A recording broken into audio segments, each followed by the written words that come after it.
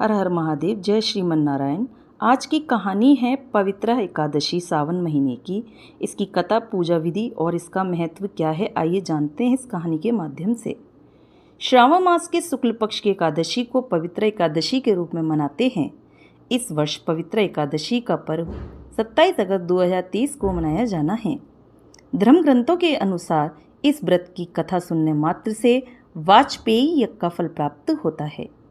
पवित्र एकादशी का महत्व को भगवान श्री कृष्ण ने धर्म या युधिष्ठिर से कहा था। भगवान के कथन अनुसार यदि निसंतान व्यक्ति यह व्रत पूर्ण विधि विधान व श्रद्धा से करता है तो उसे संतान की प्राप्ति होती है। अतः संतान सुख की इच्छा रखने वाले को इस व्रत का पालन करने से संतान की प्राप्ति होती है।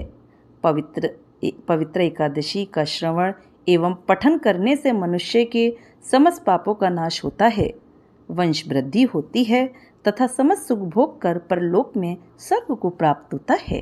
पवित्रा एकादशी पूजा।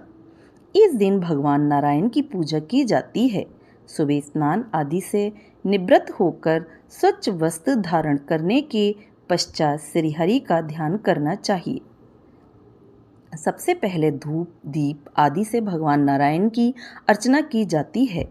उसके बाद फल फूल, नारियल, पान, सुपारी, लौंग, बेर, आंवला आदि व्यक्ति अपनी सामर्थ्य अनुसार भगवान नारायण को अर्पित करते हैं। पूरे दिन निराहार रहकर संध्या समय में कथा आदि सुनने के पश्चात फलाहार किया जाता है। इस दिन दीप दान करने का महत्व है। इस दिन भगवान विष्णु का ध्यान एवं व्रत करना चाहिए। विष्णु सहस्त्र नाम का जाप एवं एकादशी कथा का श्रवण एवं पठन करना चाहिए। ब्राह्मणों को भोजन कराकर दान देकर आशीर्वाद प्राप्त करना चाहिए। पवित्रा एकादशी व्रत की कथा। प्राचीन काल में एक नगर में राजा सुकेतुमान राज्य करते थे। राजा की कोई संतान नहीं थी। इस बात को लेकर वह सदैव चिंताग्रस्त रहते थे। एक दिन राजा सुकेतुमान वन की ओर चल दिए। वन में चलते हुए वह अत्यंत घने वन में चले गए। वन में चलते चलते राजा को बहुत प्यास लगने लगी। वे जल की तलाश में वन में और अंदर की ओर चले गए, जहां उन्हें एक सरोवर दिखाई दिया। राजा ने देखा कि सरोवर के पास ऋषियों के आश्रम भी बने हुए हैं और बहुत से मुनि वेद पाठ कर रहे हैं। राजा ने सभी मुनियों को बारी बारी से सादर प्रणाम किया। ऋषियों ने राजा को आशीर्वाद दिया। राजा ने ऋषियों से उनके एकत्रित होने का कारण पूछा। मुनि ने कहा कि हे विश्वदेव हैं और सरोवर के निकट स्नान के लिए आए हैं। आज से 5वें दिन माघ मास का स्नान आरंभ हो जाएगा और आज पुत्रदा एकादशी है। जो मनुष्य इस दिन व्रत करता है उन्हें पुत्र की प्राप्ति होती है। राजा ने यह सुनते ही कहा, हे विश्वदेवगण, यदि आप सभी मुझ पर प्रसन्न हैं तब आप मुझे पुत्र रत्न की प्राप्ति का आशीर्वाद दें। मुनि बोले, हे राजन, आज पवित्र एकादशी का व्रत है। आप आज इस व्रत को रखें और भगवान नारायण की आराधना करें।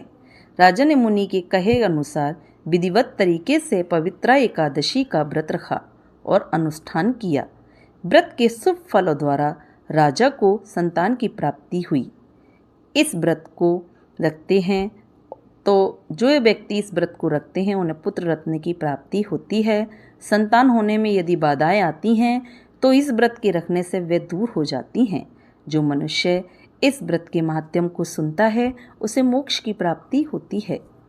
आइए जानते हैं कि पवित्र एकादशी का महत्व क्या होता है इसका व्रत रखने से।